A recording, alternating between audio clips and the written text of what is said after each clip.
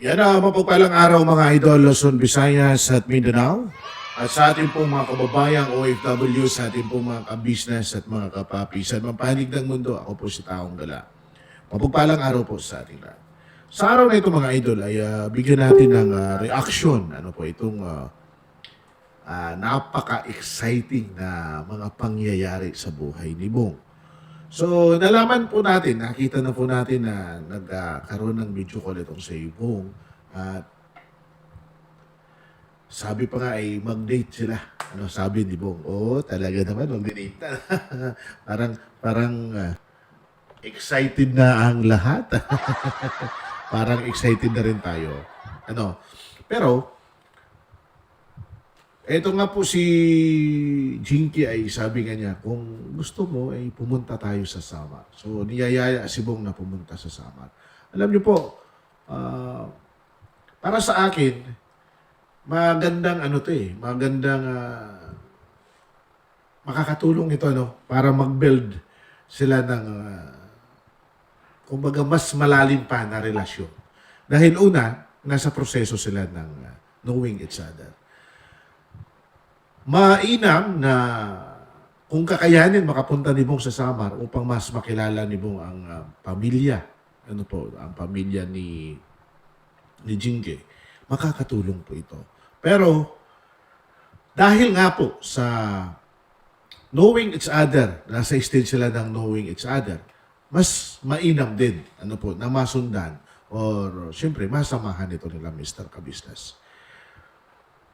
Una sa lahat, magandang indikasyon ito dahil ipapakilala o kung papayag, ano po, kung papayag ang pamilya ni Jinky ay makikilala natin sila. Mahalagang faktor ito, hindi for the views, ano? Kasi maraming nagsasabi na for the views na itong ginagawa ngayon ni Kabisnes. Hindi for the views, pero for the sake na malaman din ng mga taong nagmamahal kay Bong. Isa po yan sa pinakamahalagang faktor. Malaman ng mga tao, mga taong nagmamahal, ano po kay Bong, yung development, kung anong na nga ba ang mga nangyayari sa nakaka-excite na relasyon ito. Di ba? Mas mainam. Doon po sa mga nagsasabi na for the views, itong Bong Jing ngayon. Ako para sa akin, secondary reason lang yan. Secondary. The main reason bakit nangyayari ito, it is because matagal ng pangarap ni Bong na magkaroon ng mapapangasawa. At nakita natin doon sa pagbabago ni Bong, napakalaki ng pagbabago ni Bong. At mas naniniwala ako na magkakaroon ito ng tuloy-tuloy na pagbabago kung makumpleto na ang kanyang pangarap. Bakit ganoon ang pananaw ko? Dahil nakausap ko si Bong nung pumunta dito sa Hagunoy. Dahil nakita at naramdaman ko yung pinaka-desire ni Bong nung nag-usap kami.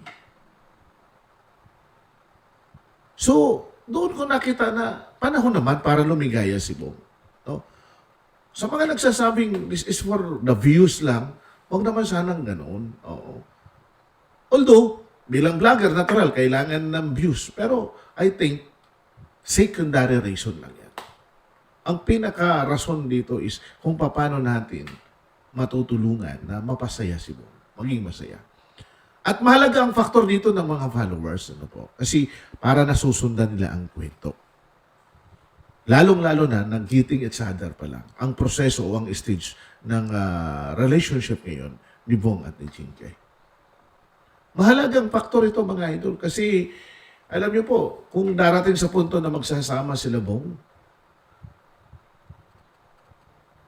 hindi lang naman yun parang kanin na iluluwa pagkadating ng panahon. Uy, tika, ayaw ko na. Di ba? So, mahalaga po na masubaybayan natin. Makita natin kung ano, para sa ganun pa man ay makatulong tayo kung paano po natin inaanalisa, binabalansi, at siyempre, kung paano natin nababasa ang daloy ng kwentong ito sa buhay ni Bong. Mahalaga po ang faktor na yan. Sana naman po, nag-uumpisa pa lang sana naman, wag naman natin masyadong iba si Bong. Kumbaga'y, nasa preparation pa lang kung sa billiard mga idol, ay nasa estado pa lang siya ng preparation eh.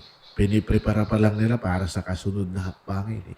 Ito na't hinaharang na tayo ng mga ilang kritiko. Huwag naman po sanang gano'n. Siguro, maging masaya tayo sa pangyayaring ito na kahit papano ay may isang taong handang magmahal, handang yakapin ang pagkatao ni Bong, handa siyang unanawain. At sana ito na ang matagal na hinihiling, matagal na hinahanap. Ano po. Pero katulad ng sinasabi ko kay Bong nung nakita kami, sabi ko kapag tuloy-tuloy ang pagbabago mo, lalapit na lang sila. At ako bilang waray mga idol, alam ko ang ugali ng mga waray. Very proud sila kapag ganyang mayroon. At ang mga waray ay hindi na namimili. Hindi sila namimili ng sinumang tao. Ang pinaka-importante lang sa amin, sa mga waray, ang kultura ng waray, una, mahalin mo ng totoo ang iyong mapapangasawa at mahalin mo rin ang mga taong nagmamahal ng iyong mapapangasawa. Ganun lang, tapos ng usapan. Ganun lang. At I do believe hindi mahirap. Ito para kay Bong, hindi mahirap para kay Bong. Kasi nakita natin ang puso ni Bong. No? Masyado siyang malapit sa mga bata, masyadong malapit sa... Ako, ang dami ng kwento ni Bong, mayroon ng panaginip. Sunod na reaksyon natin yung panaginip na yan. O, di ba? So, hindi mahirap para kay Bong. Hindi sa kanya mahirap. At, siyempre naman, swerte din ang mapapangasawa ni Bong. Kasi kahit ganun si Bong, alam natin kung ano ang kinabukasan na maibibigay ni Bong sa mapapangasawa niya.